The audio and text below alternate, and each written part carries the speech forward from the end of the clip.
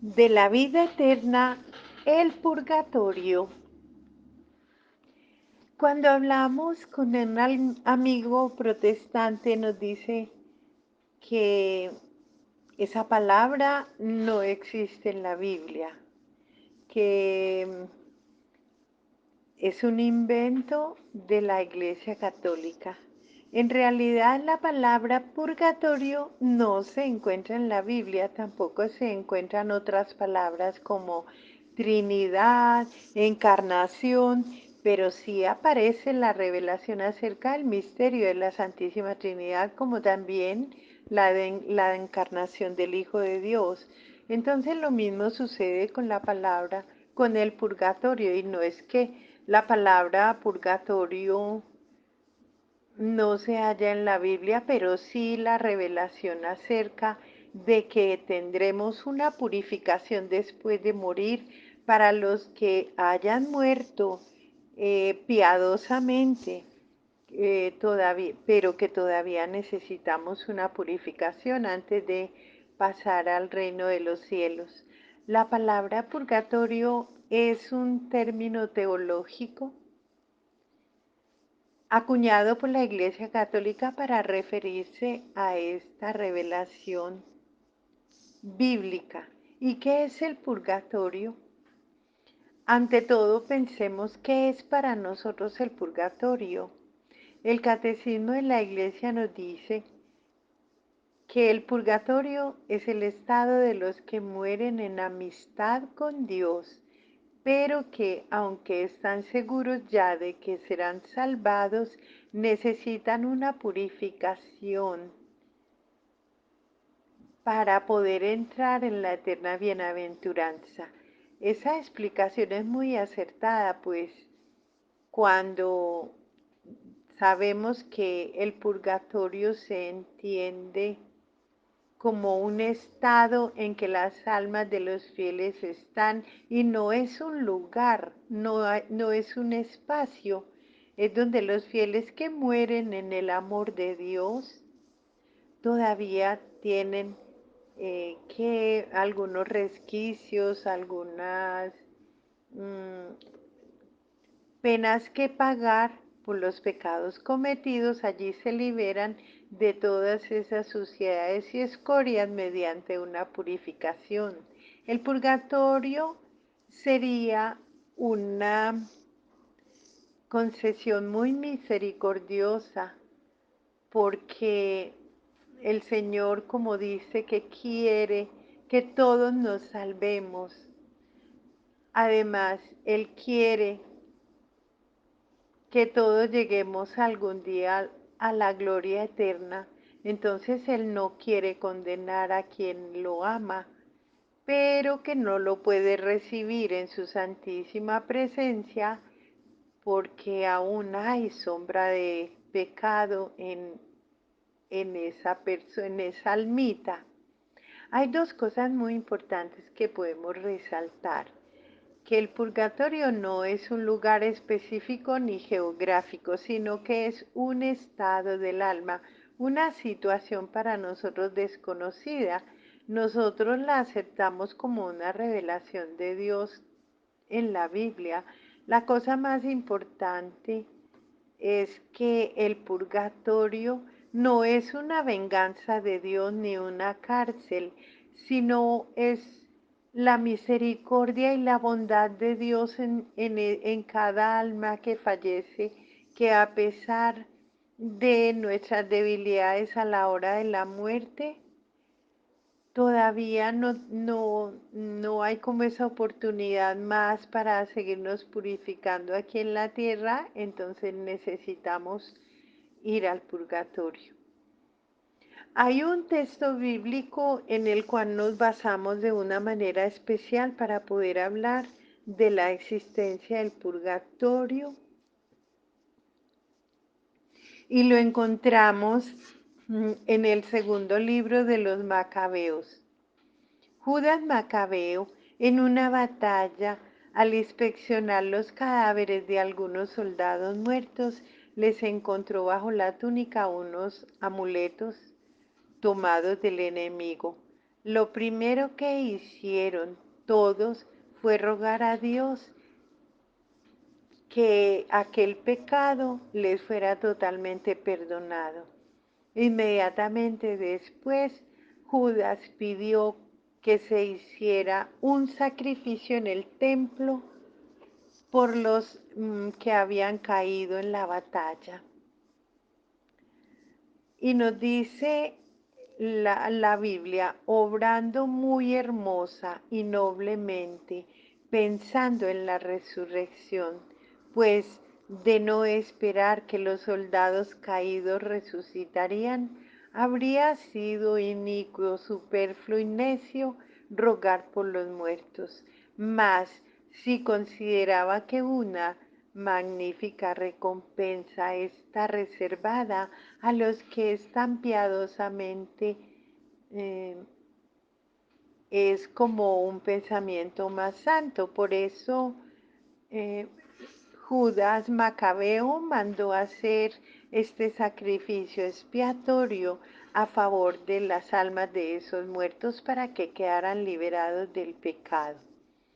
Aquí no se menciona la palabra purgatorio, pero se revela el concepto de la purificación después de la muerte para los que mueren piadosamente, pero que necesitan todavía una purificación antes de recibir la recompensa. Los hermanos separados o protestantes no creen en el purgatorio porque tampoco tienen en su Biblia el libro de los Macabeos, ninguno de los dos, ni otros libros. Nos enseña la doctrina de nuestra Santa Iglesia Católica que los únicos que tienen la oportunidad de purificación después de la muerte son los que mueren en gracia de Dios. Aquel que muere sin estar en comunión con Dios no puede ingresar en el reino de los cielos. En el Apocalipsis lo dice muy claro, nada manchado entrará en el cielo. El que vive en pecado mortal no puede estar fantaseando en que tendrá una oportunidad de convertirse en la otra vida. Es muy determinante el texto bíblico que es el mismo Dios el que por medio del escritor bíblico alaba la actitud de Judas Macabeo y de la comunidad de orar por los difuntos. Dice que es algo hermoso y noble. Otro texto bíblico que nos sirve mucho para hablar acerca del purgatorio es el de Pablo en la primera carta que le escribe a los cristianos de Corinto, que dice, conforme a la gracia de Dios que me fue dada, yo como buen arquitecto puse el cimiento y otro construye encima. Mire, cada cual como construye, pues nadie puede poner como cimiento otro que él ya puesto, Jesucristo. Y si uno construye sobre este cimiento con oro, plata, piedras preciosas, madera, heno, paja, la obra de cada cual quedará al descubierto. La manifestará el día que ha de revelarse por el fuego, y la calidad de la obra de cada cual la probará el fuego. Aquel cuya obra construida sobre el cimiento resista, recibirá la recompensa, pero aquel cuya obra quede abrasada, sufrirá el daño. Él, no obstante, quedará salvo. Esto está en la primera carta a los Corintios capítulo 3, versos del 10 al 12.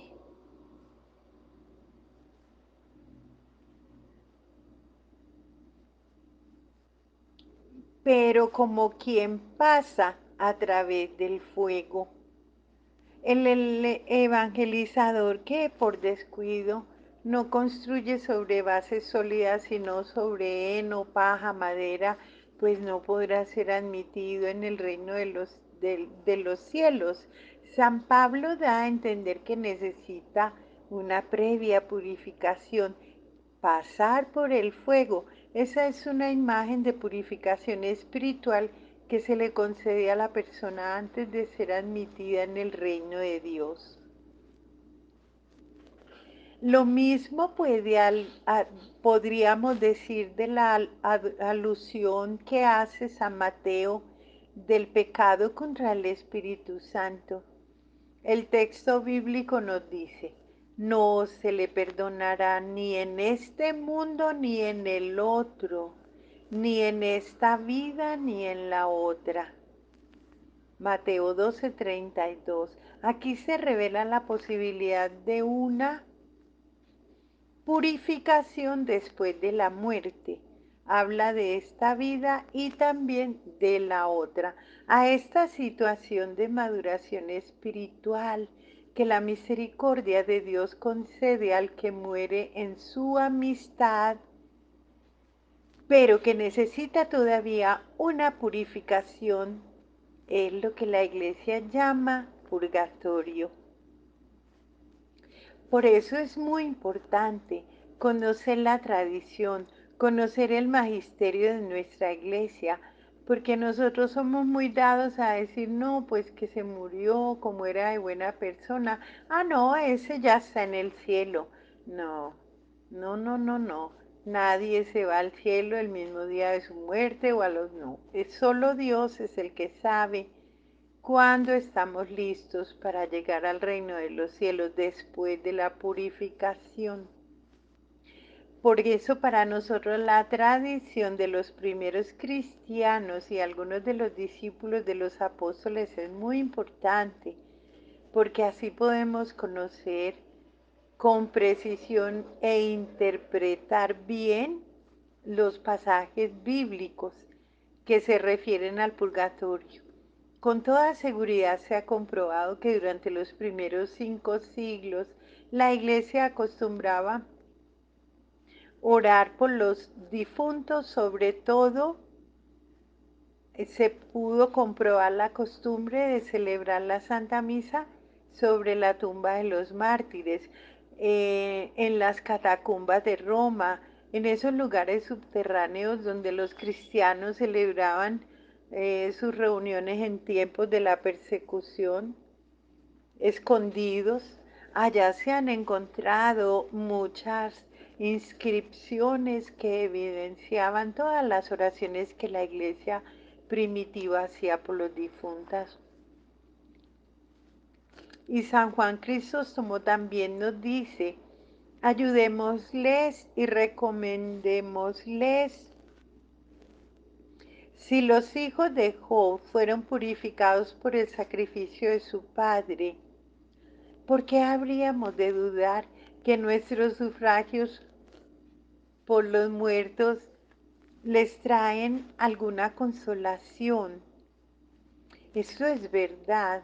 San Ambrosio se refiere al alma del difunto cuando decía: más que llorar, hay que ayudarla con oraciones. No la entristezcas con tus lágrimas, sino que debes encomendarla más bien a Dios con oblaciones. También San Agustín escribe acerca de su certeza sobre el purgatorio. En el libro de las Confesiones se le hace constar que él diariamente en la misa hacía oración por su madre que ya estaba muerta.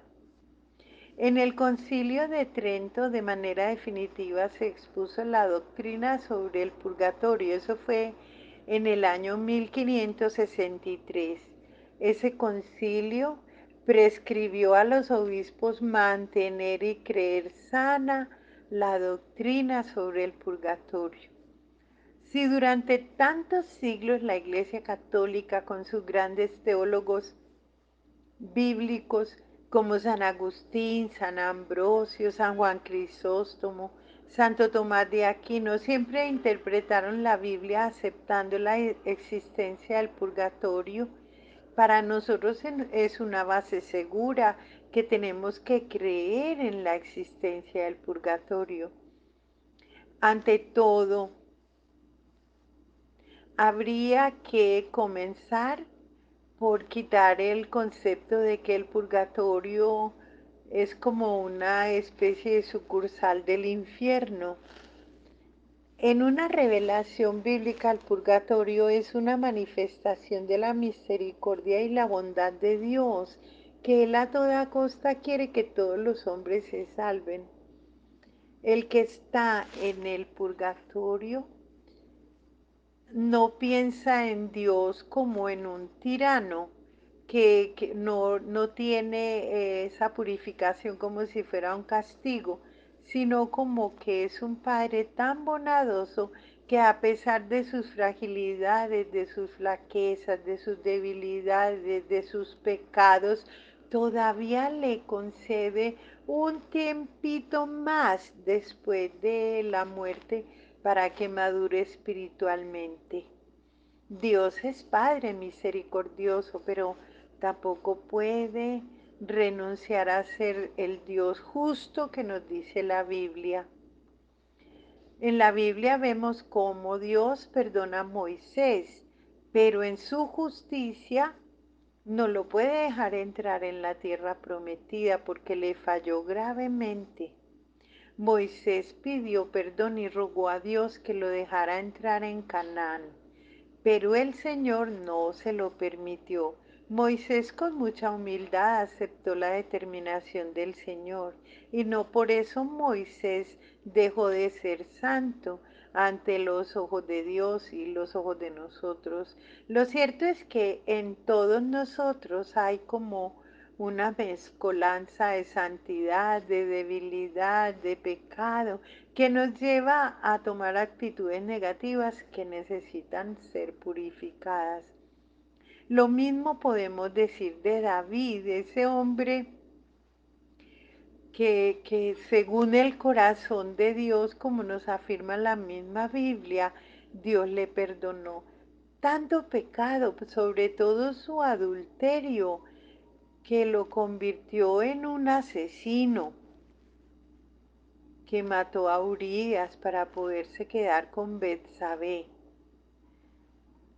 La espada no se apartaría de su casa.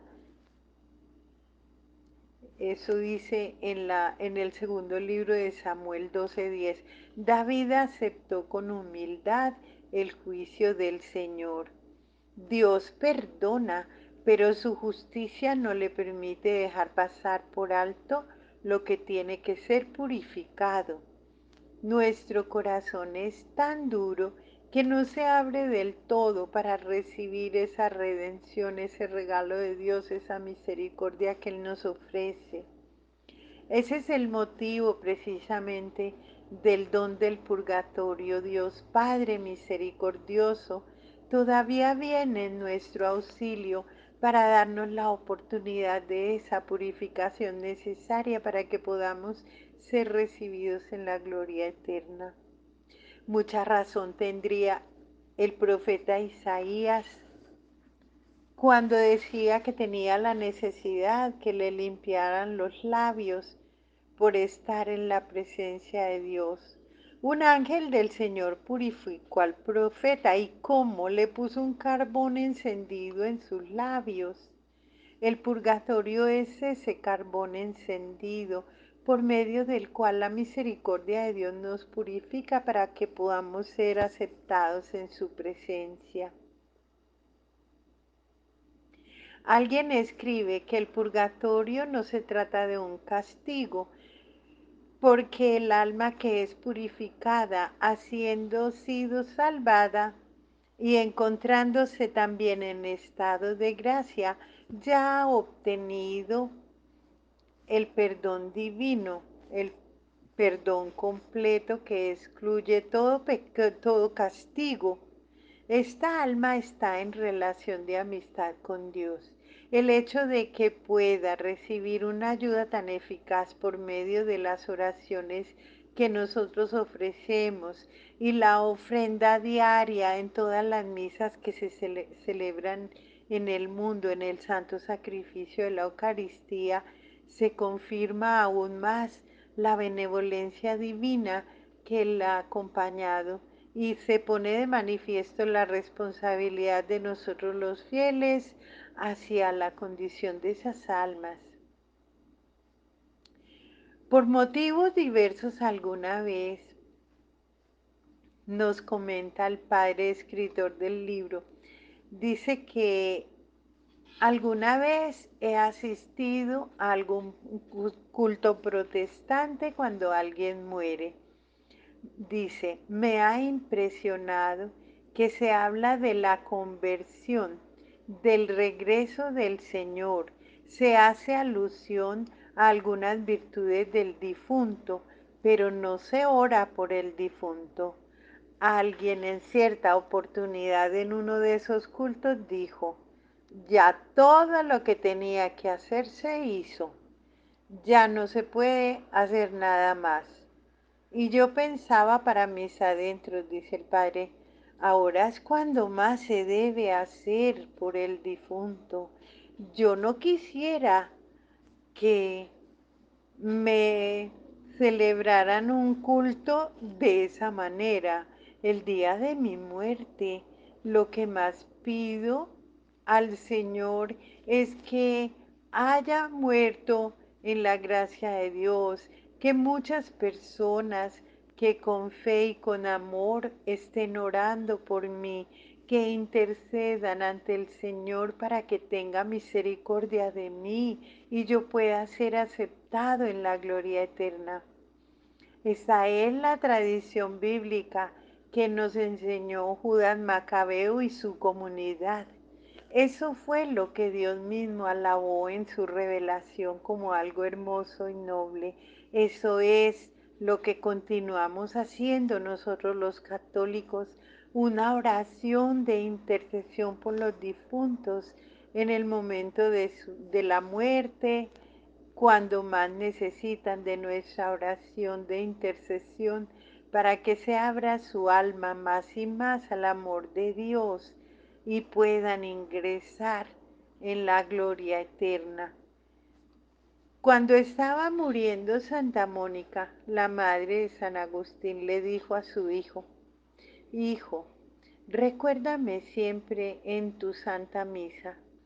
San Agustín escribió también, siempre recuerdo a mi madre en la misa. Esta es la santa tradición bíblica que nosotros conservamos en nuestra Iglesia Católica. Ahí se nos está enseñando que la doctrina de la comunión de los santos, cuando rezamos en el credo, que decimos creo en la comunión de los santos, y la Iglesia, según la expresión de San Pablo, es el cuerpo de Cristo. A este cuerpo místico pertenece la iglesia triunfante, los que ya están en la gloria eterna. La iglesia militante que somos nosotros los que todavía tenemos que luchar cada día en nuestro peregrinaje hacia la patria definitiva. Y la iglesia purgante, los que han muerto en gracia de Dios y todavía necesitan de alguna purificación. Por eso es tan importante esa obra de misericordia donde se nos pide que oremos por los vivos y por los muertos. Y también es tan importante cuando sabemos que alguien está en peligro de muerte, muy enfermito, acudir corriendo a llevar un sacerdote, porque es una almita para Dios. Esa almita puede alcanzar la conversión, el perdón de sus pecados, con la presencia del sacerdote y con el santo viático. Entonces esa tarea es nuestra, esa tarea debemos hacerla siempre, no dejemos que esas almitas que están en agonía o muy graves se vayan sin ese acompañamiento final del sacerdote. Los que, recordemos que los que han muerto en gracia de Dios todavía necesitan purificación. Todos somos los santos que nos comunicamos. La Biblia llama santos a todos los bautizados. Santo quiere decir consagrado. En nuestro bautismo hemos sido consagrados a Dios.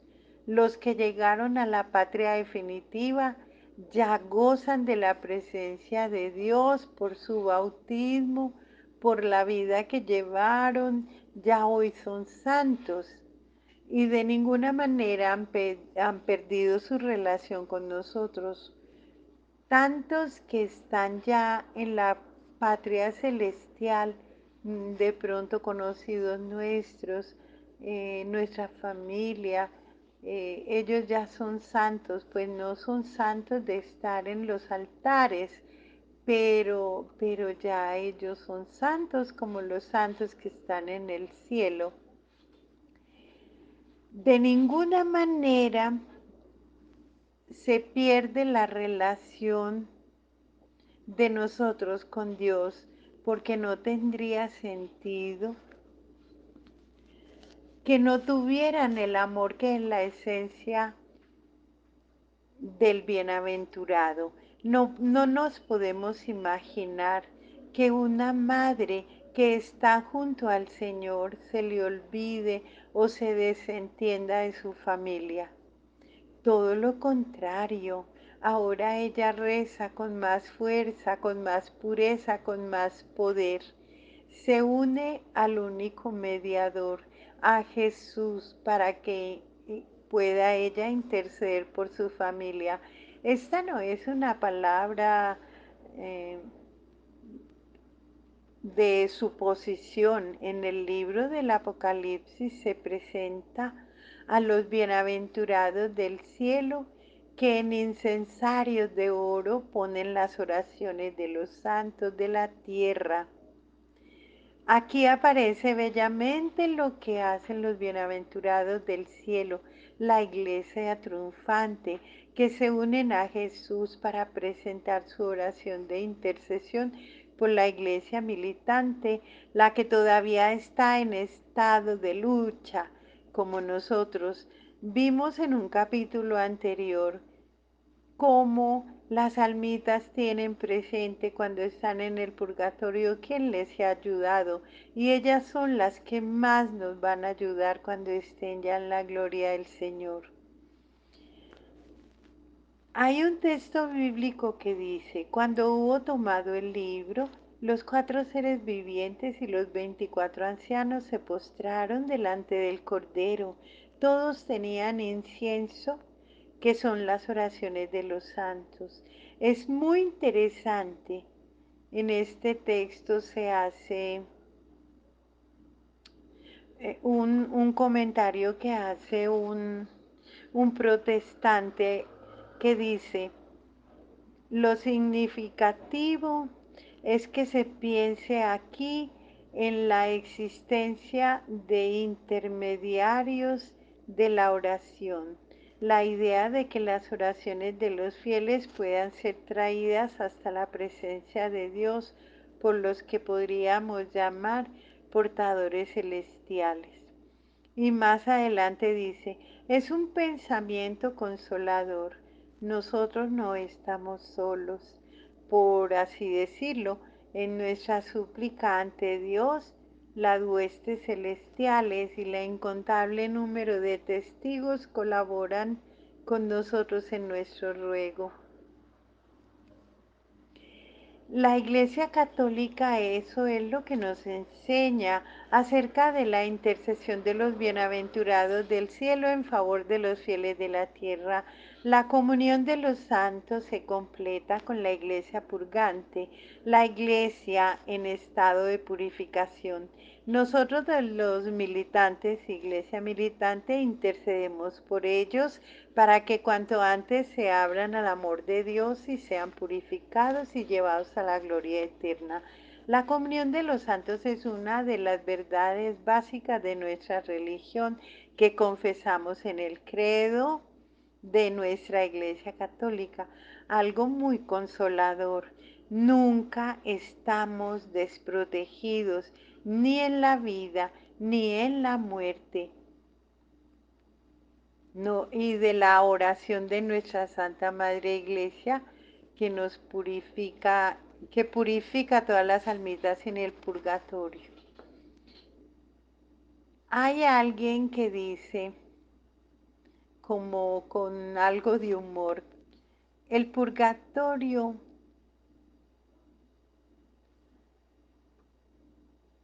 que él decía con algún humorismo que había que purificar el purgatorio, y él se refería a la manera como en el pasado se intentó representar el purgatorio para suscitar compasión por las almas del purgatorio.